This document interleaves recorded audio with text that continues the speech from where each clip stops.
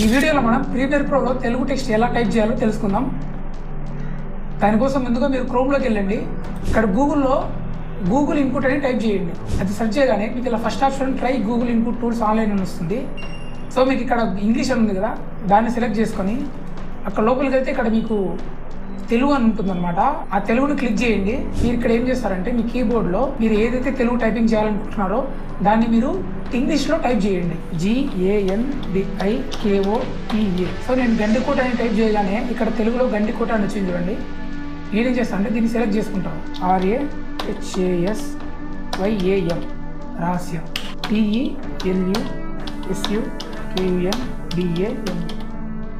Space.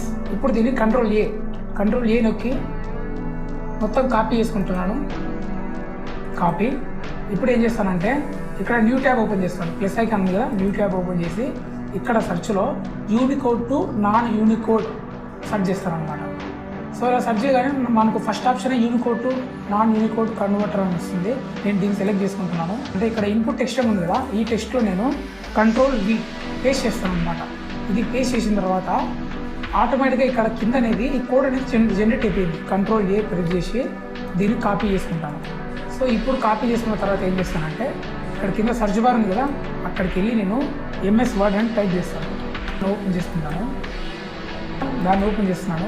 Open చేసి నేను ఏం చేస్తానంటే ఫస్ట్ ఆఫ్ ఆల్ ఇక్కడ ఫాంట్ నేమ్ మార్చుకుంటాను. తెలుగు ఫాంట్స్ ఏదైతే ఉన్నాయో లైక్ రామభద్ర, ప్రగతి, ప్రభవ ఇట్లాంటివి.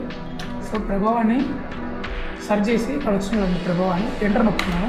ఎంటర్ నొక్కిన తర్వాత ఇప్పుడు ఏం చేస్తానంటే ఇక్కడ Ctrl+V ప్రెస్ చేస్తాను. Ctrl+V ప్రెస్ చేయగానే డైరెక్ట్ ఇక్కడ ఆ కోడ్ అనేది డైరెక్ట్ ఇక్కడ యాడ్ అయ్యింది అనమాట. సో మనం ఇక్కడ ఫాంట్ని సెలెక్ట్ చేసుకుంటేనే ఇది యాడ్ అవుతుంది, లేకుండా అవ్వదు అనమాట.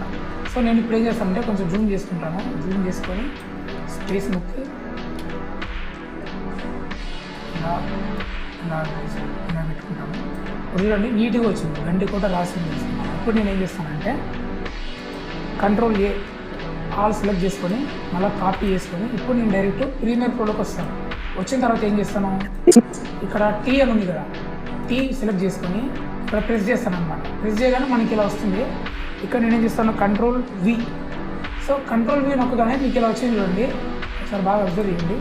సో మీకు ఇలా తెలుగు టైపింగ్ రాకుండా ఇలా బాక్స్ వచ్చింది కదా, మీరు ఇప్పుడు ఏం చేస్తారంటే Ctrl+A సెలెక్ట్ చేయండి.